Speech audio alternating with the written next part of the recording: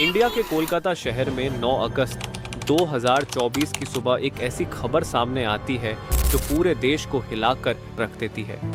ये खबर थी एक 31 साल की महिला डॉक्टर की, जो कोलकाता के आरजिकर मेडिकल कॉलेज एंड हॉस्पिटल में अपनी ट्रेनिंग कर रही थी। हॉस्पिटल जैसे सुरक्षित माने जाने वाले जगह पर इस महिला डॉक्टर का मर्डर एंड रेप होना काफी चौंकाने वाला था। इस घटना का खुलासा तब हुआ जब डॉक्टर के डेथ बॉडी का पोस्टमार्टम किया गया। इस रिपोर्ट ने लोगों की रूह तक को हिला दिया, क्योंकि यह मामला सिर्फ एक मर्डर का नहीं था, बल्कि इससे कहीं ज्यादा खौफनाक केस था। पोस्टमार्टम रिपोर्ट में खुलासा हुआ कि उस डॉक्टर की हत्या गला घोंटकर की गई थी, इतनी ताकत से कि उनका थायराइड कार्टिलेज तक टूट गया था। इस हत्या के पहले डॉक्टर ने अपनी जान बचाने के लिए कोशिश किया था। इसका सबूत उनके शरीर पर मिले कई निशानों से मिला। सबसे डरावना सच तब सामने आया जब डॉक्टर के प्राइवेट पार्ट्स पर घावों के निशान पाए गए। इससे साफ हुआ कि यह सिर्फ मर्डर का मामला नहीं था, बल्कि ये रेप के बाद किया गया एक खौफनाक हत्याकांड था। हॉस्पिटल के परिसर में इतनी बड़ी घटना हो जाती है और किसी को कान खबर तक नहीं होती। क्या उस रात कुछ ऐसा हुआ था जिसे जानकर आप गुस्से से बौखला जाओगे? क्या वहां कोई और था जिसने इस क्रूर घटना को अंजाम दिया? और अगर था तो आखिर कौन था? इन्हीं सवालों के जवाब खोजते हुए हम आज की इस वीडियो में आपको बताएंगे कि आखिर क्या हुआ था उस रात इस मेडिकल कॉलेज के शांत माने जाने वाले परिसर में। जब आपको सच का सामना होगा तो यकीन मानिए आपके भी रोंगटे खड़े हो जाएंगे। Guys, before starting this video let me tell you कि मैं यहाँ पर उन फीमेल डॉक्टर को श्रुति नाम से रेफर करने वाला हूँ, एंड ये उनका रियल नेम नहीं है। सो कंफ्यूज मत होना। श्रुति एक जूनियर डॉक्टर जो कि कोलकाता के आरजिकर मेडिकल कॉलेज एंड हॉस्पिटल से अपनी डॉक्टर की ट्रेनिंग ले रही थी 8 अगस्त 2024 को। और दिन की तरह श्रुति अपनी नाइट शिफ्ट पर होती है और वह अपनी जॉब कर रही होती है। तभी रात के 11 बजे उन्हें अपनी मदर का फोन आता है, जैसे कि हर दिन आता था, क्योंकि पेरेंट्स को तो अपने बच्चों की चिंता हमेशा होती है। श्रुति की मदर उनसे पूछती है कि क्या तुमने खाना खा लिया और तबीयत वगैरह तो ठीक है तुम्हारी? जिसके रिप्लाई में श्रुति बोलती है कि उनकी तबीयत एकदम ठीक है और वो बस अभी कुछ पेशेंट्स को देखने जा रही है, जिसके बाद वो अपने कलीग्स के साथ बैठकर खाना खाएंगे। अपनी मदर से बात करने के बाद श्रुति पेशेंट्स को देखने राउंड पर निकल जाती है।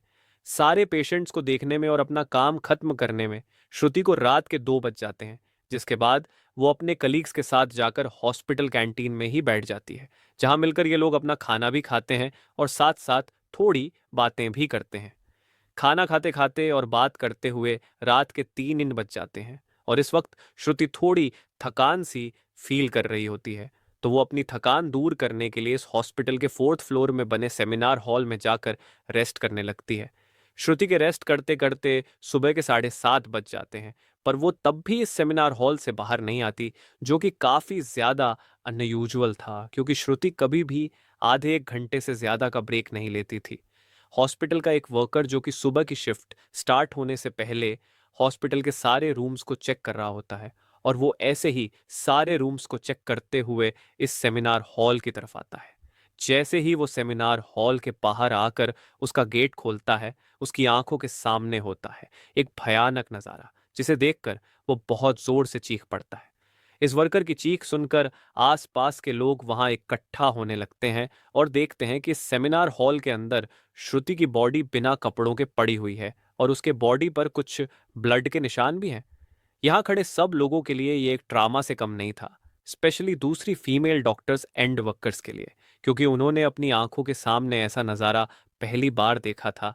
वो भी हॉस्पिटल प्रेमिसेस के अंदर श्रुति की बॉडी को देखकर आसपास खड़े सारे लोग उसे एक स्ट्रेचर पर लेटते हैं और इमरजेंसी रूम में लेकर जाते हैं ताकि डॉक्टर्स उसकी कुछ हेल्प कर सके। काफ़ी देर तक डॉक्टर्स के स्ट्रगल करने के बाद भी एट द एंड श्रुति कुछ घंटों के बाद अपना दम तोड़ देती है। हॉस्पिटल में कुछ लोग थे जो कि इस मर्डर एंड रेप केस को एक नॉर्मल केस जैसा दिखाने की कोशिश कर रहे थे, जस्ट बिकॉज कि वो इस हॉस्पिटल का नाम बचा सके। बट जब पोस्टमार्टम रिपोर्ट्स आती हैं तो सब दूध का दूध और पानी का पानी हो जाता है। इन रिपोर्ट से साफ साफ पता चल जाता है कि श्रुति के साथ किसी ने जबरदस्ती गलत हरकत करने की कोशिश करी, और जब वो इस इंसान से अपने आप को बचाने लगी तो उसने उसका गला घूंट दिया। इवन उसे बहुत बुरी तरीके से मारा भी, और फिर उसका रेप भी किया। ये सारे प्रूफ मिलने के बाद ये केस पुलिस को हैंड ओवर कर दिया जाता है। एंड पुलिस वाले इस क्रिमिनल को पकड़ने के लिए लग जाते हैं। सबसे पहले पुलिस उस क्राइम सीन पर ही छानबीन करती है जहां ये सब हुआ था। किस्मत से पुलिस वालों को वहां पर श्रुति के कुछ नेल्स एंड ब्लड सैंपल्स मिलते हैं और साथ ही एक ब्लूटूथ नेक बैंड। ये केस शायद और भी जल्दी सॉल्व हो जाता अगर उस फ्लोर पर सीसीटीवी कैमरा होते तो। बट बदकिस्मती से इस सेमिनार रूम के अंदर या इसके आसपास कोई सीसीटीवी कैमरा नहीं थे। लेकिन जिस रास्ते से इस फ्लोर पर एंटर करा जाता था वहां पर कुछ सीसीटीवी कैमरा थे। पुलिस वाले इन सीसीटीवी कैमरा में सुबह के 3 बजे से 8 बजे के बीच की रिकॉर्डिंग चेक करते हैं कि इतने टाइम के बीच कितने लोग इस फ्लोर पर आए और गए थे। इन सीसीटीवी फुटेजेस को चेक करने के बाद ये पता चलता है कि टोटल 6 लोग इस फ्लोर पर आए और गए थे। ये पता लगने के बाद पुलिस वाले एक एक करके इन 6 लोगों को पूछताछ के लिए बुलाते हैं कि वो लोग वहां पर उस टाइम क्या कर रहे थे। और इन लोगों को इस बीच यहाँ कुछ भी अजीब दिखा कि नहीं। इन लोगों से पूछताछ के दौरान पुलिस वाले उनके फ़ोन का ब्लूटूथ भी ऑन करके चेक करते हैं कि जो ब्लूटूथ हेडसेट उन्हें मिला था वो इनमें से किसका था। क्योंकि आपको पता होगा ही कि एक बार अगर आप किसी ब्लूटूथ डिवाइस से अपना फ़ोन पेयर करते हो तो अगली बार वो उससे ईजिली कनेक्ट हो जाता है। और फाइनली पुलिस वालों की ये ट्रिक काम भी आती है क्योंकि ये ब्लूटूथ नेक बैंड इन 6 लोगों में से एक आदमी के फ़ोन से कनेक्ट हो जाता है जिसका नाम था संजय रॉय, जो कि एक सिविल वॉलंटियर था। सिविल वॉलंटियर वो लोग होते हैं जो कि पुलिस के अंडर काम करते हैं और उनकी हेल्प करते हैं छोटे मोटे कामों को मैनेज करने में। लाइक आपने बहुत सारे फेस्टिवल्स अनऑथराइज्ड पार्किंग या भीड़ भाड़ वाले एरिया में देखा होगा कि कुछ ब्लू कलर की यूनिफॉर्म्स पहनकर ऑफिसर्स खड़े रहते हैं जिनका काम होता है कि विदाउट एनी रीजन कहीं पर भी ज्यादा क्राउड इकट्ठा ना हो। तो अब पुलिस वालों को अपना पहला कातिल मिल चुका था जिसके बाद वो संजय रॉय से और गुस्से से पेश आने लगते हैं। बट संजय पुलिस वालों की किसी बात का भी जवाब नहीं दे रहा होता क्योंकि वो काफी ज्यादा नशे की हालत में था। इस बीच पुलिस वाले संजय का फोन भी चेक करते हैं जिसमें उन्हें भर भर के पोर्नोग्राफिक कंटेंट मिलता है जिससे उनका शक यकीन में बदल चुका था कि संजय ही श्रुति के मर्डर का मेन कल्प्रीट है। इसके बाद पुलिस वाले संजय रॉय को और ज्यादा डराने लगते हैं। एंड फाइनली वो डर कर अपना गुनाह कबूल भी कर लेता है कि उसने ही श्रुति को मारा है और उसका रेप किया है।